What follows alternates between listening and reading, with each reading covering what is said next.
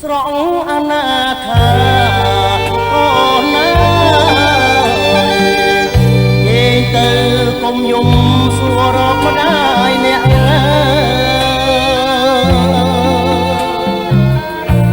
ឪពុករស់នៅគេខ្ពើមគេខ្ជាក់គេណចិត្តញាក់តំទីវាសនា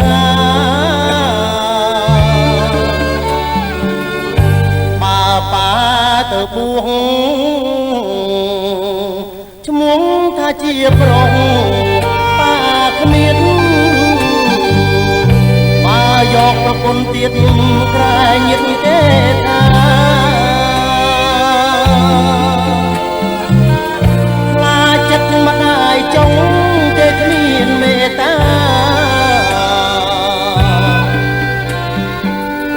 ព្រមវិញយាធចំពោះរូបរ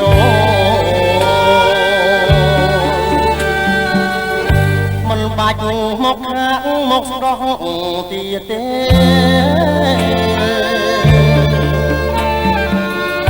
អូហើយក្តីស្នេហ៍បងអូ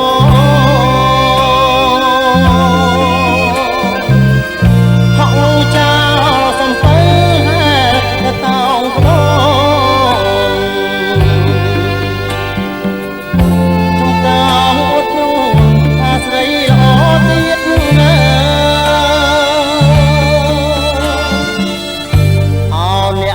ចាំងក្បូ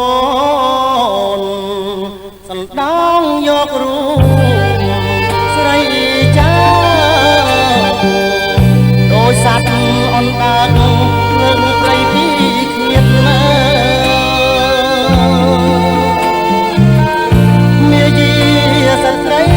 មានរាប់រយស្នៀតណាគេផាត់អ្នកទៀតដោយផាត់រូបខ្ញុំ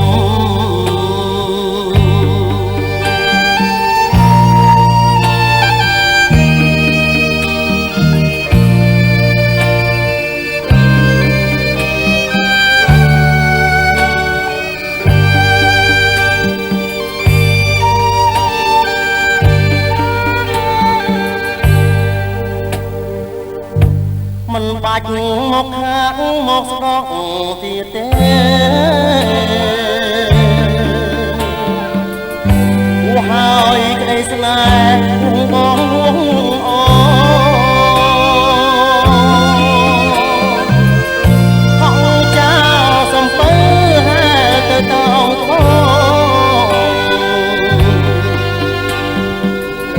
សំដៅអួតគ្រូនថាស្រីល្អទៀត